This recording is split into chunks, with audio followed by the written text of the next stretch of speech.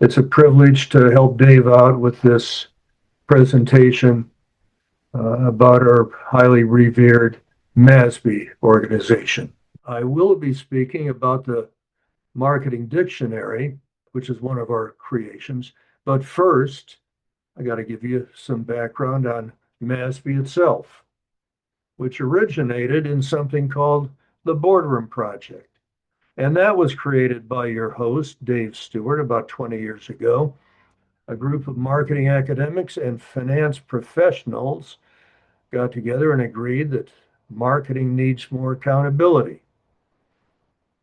From what we hear, the ulterior motive of the finance side was marketing is a bunch of out of control spenders. Let's put them on a leash and impose more accountability, more financial accountability on them.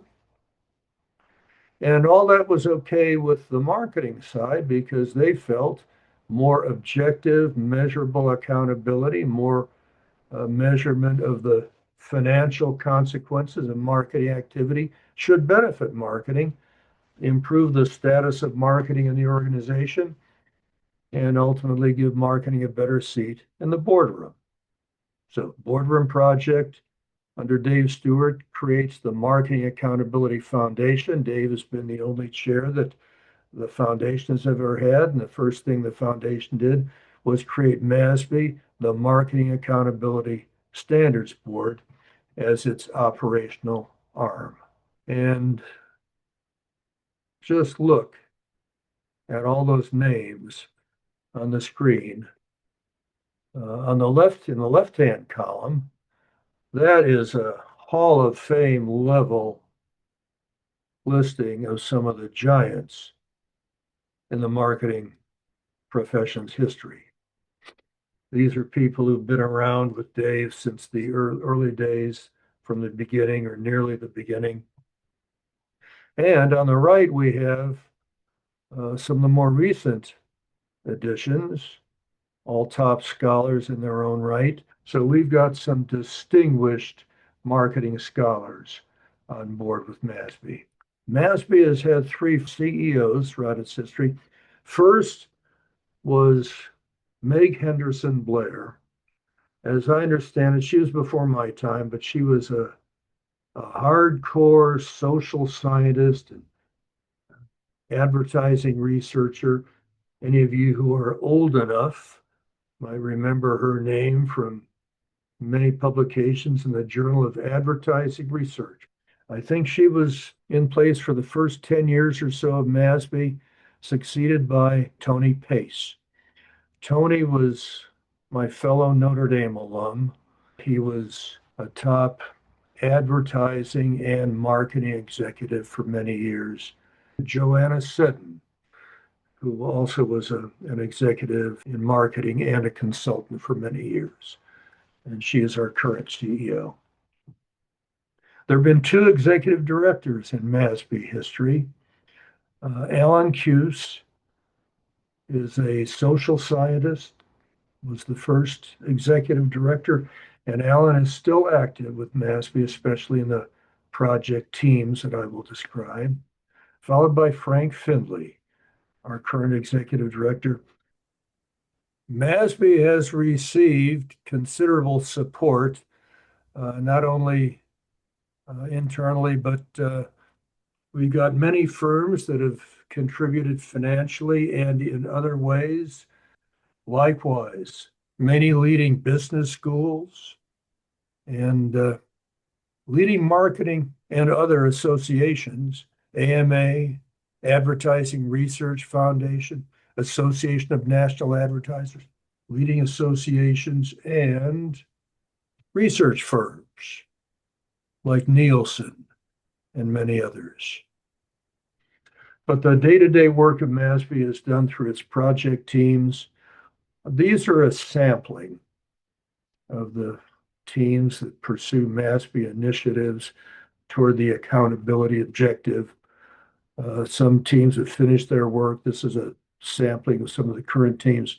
I will briefly describe some of them. First one, the Marketing Metric Audit Protocol. Some of the marketing research firms have marketing performance measures in the sense of financial outcomes, financial performance of marketing inputs or activities. And they can submit these quantitative, quantifiable, objective performance measures to audit for certification. And this involves hard evidence linking marketing actions with financial outcome. And some of those research firms who have gone through this audit protocol include Nielsen and its BASES measure of concept testing, Cantor Millward and its link copy test.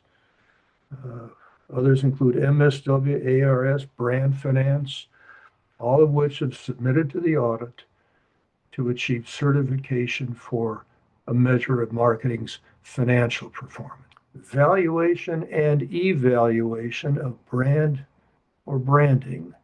Valuation in the sense of brand equity, evaluation, a bit of a broader construct. This is a feather in MASB's cap. MASB is the official American participant or member in ISO's efforts to establish brand's contribution or branding's contribution to enterprise value.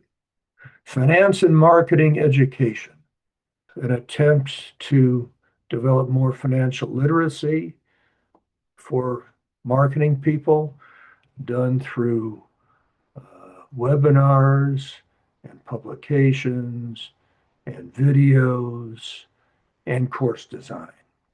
Hey, how about some accountability for sponsorships, performance measures to see the true financial contribution of sponsorships? And then our Universal Marketing Dictionary, which has been around for 15 years. I joined the group about 10 years ago, 9 or 10 years ago, when I met Paul Ferris, introduced by my colleague Bill Wilkie. Paul had been a student of Bill's at Harvard when Bill was visiting there many years ago. Bill was aware of my interest or fixation in the way some marketing terms have been misused and misapplied. So he thought I might be a natural for Paul's dictionary work that Bill was aware of. Paul and I are now the co-leaders of the MASB group or task force that curates the marketing dictionary. What does a dictionary have to do with marketing accountability? Well, the concept is anything that facilitates communication in marketing, reduces ambiguity, can help avert costly misunderstandings, thereby enhancing true accountability. The product was first known as the Common Language Marketing Dictionary, now the Universal Marketing Dictionary. I think that is reasonable rebranding. Speaking of misuse of terms, have you ever noticed when you hear the layman, like talking heads on TV, whenever they mention rebranding of something or other, they almost always really mean repositioning. The dictionary, which we curate through our monthly virtual meetings, now has about 2,000 terms. It's endorsed by the AMA.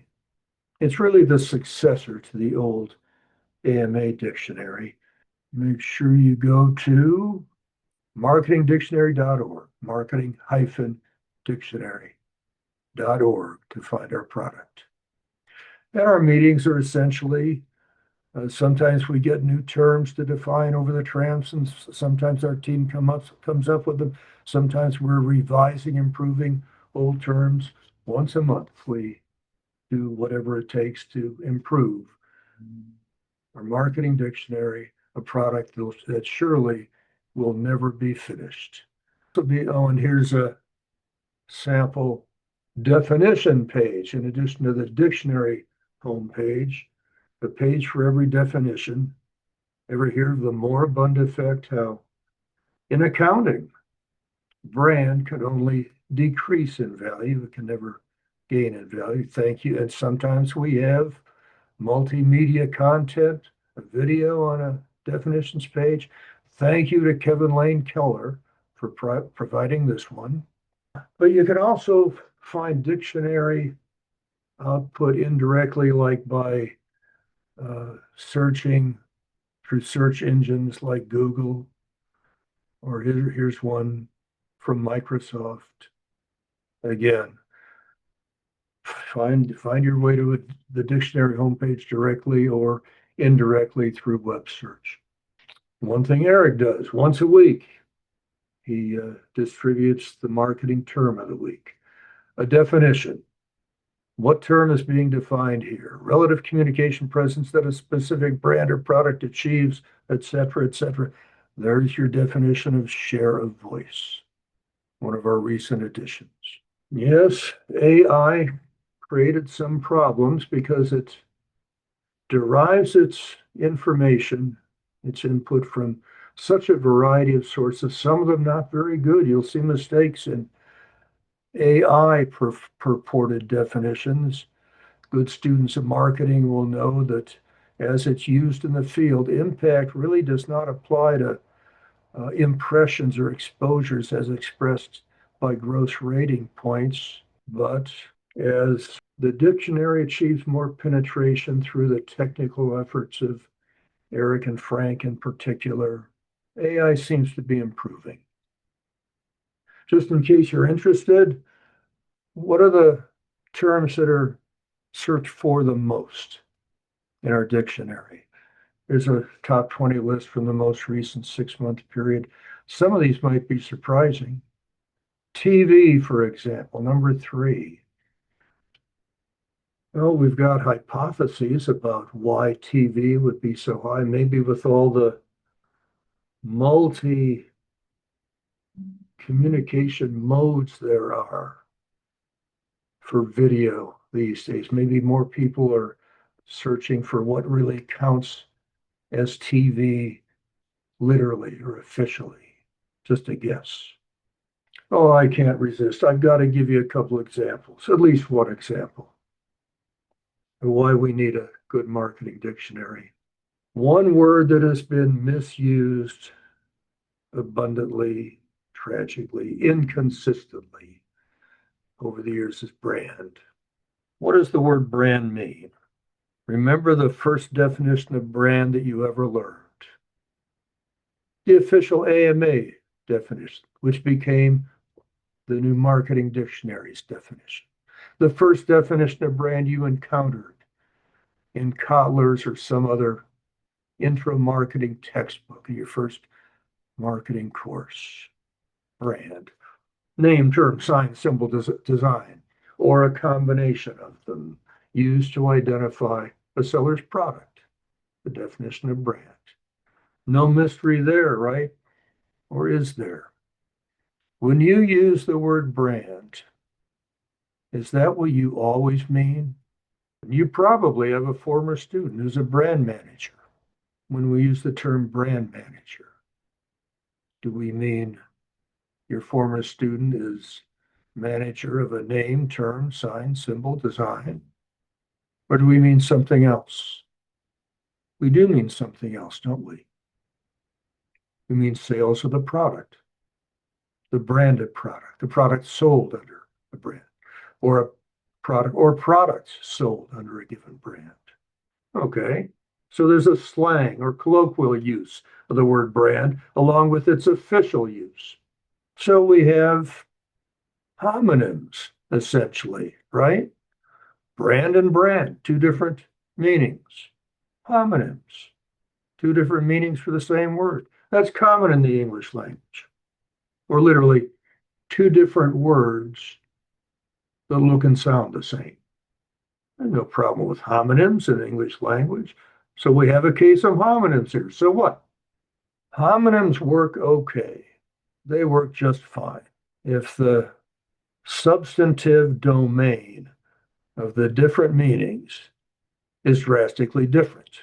With brand, name, term, etc., and brand, product, the domains are adjacent. They're right on top of each other. They're so similar, they're virtually identical. Subject matter. So there we've got not only homonyms, but what's called polysemy, as in polysemantic. But the problem with polysemy that you don't have with homonyms, the distinct meanings of these so similar homonyms is so similar that it can cause tremendous confusion, as with brand and brand.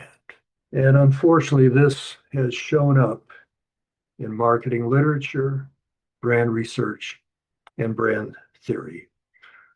I'm sorry to report, I did a huge lit review once a few years ago. I examined, believe it or not, I examined every use of the word brand in the history of our 4 top tier journals, going back to JM 1936. I recommend go through some of those old JM issues. It's a treat. I examined every use of the word brand in the history of our top journals. Do I have your sympathy? There were about 1,250 articles in that population, our 4 leading journals, plus a few other top journals. About 250 used the word brand in accord with its original meaning, name, term, sign, symbol, at least once, at least part of the time. They used the original meaning of the word brand, either by definition or obviously from context. Some in that group also used the word brand by an alternative meaning, such as brand of product. The other 1,000 or so articles either only used the word brand by alternative meanings or used it ambiguously. So all of those, plus some of the original 250 that sometimes use the word brand by its original meaning, also use brand by alternative meaning. So you've got over 1,000 articles with usage that was at least sometimes unclear, ambiguous. The problem is, for marketing theory and science, sloppy conceptual definition can infect the operational definition. And what I found is that more than half the time throughout the entire history of brand research and marketing, the central variable is ambiguous. If the researcher has not defined the construct clearly, how do you know which alternative meaning the respondent is applying? So about half, maybe a little more than half, of all the brand research ever done in our top literature is rendered vitiated or ambiguous or even worthless because of bad conceptual definition. So why would you ever want to use a marketing dictionary? Well, let me ask you, do you ever use constructs in your research? Do you ever use conceptual definitions? Do those ever translate into operational definitions? There you go, folks. Why you have a need for conceptual definitions, why you might want to look for the Universal Marketing Dictionary. And by all means, recommend your students and colleagues as well. And now I'll be glad to take questions. And if I answer any of your questions, we've got a real Twilight Zone moment. Thank you very much.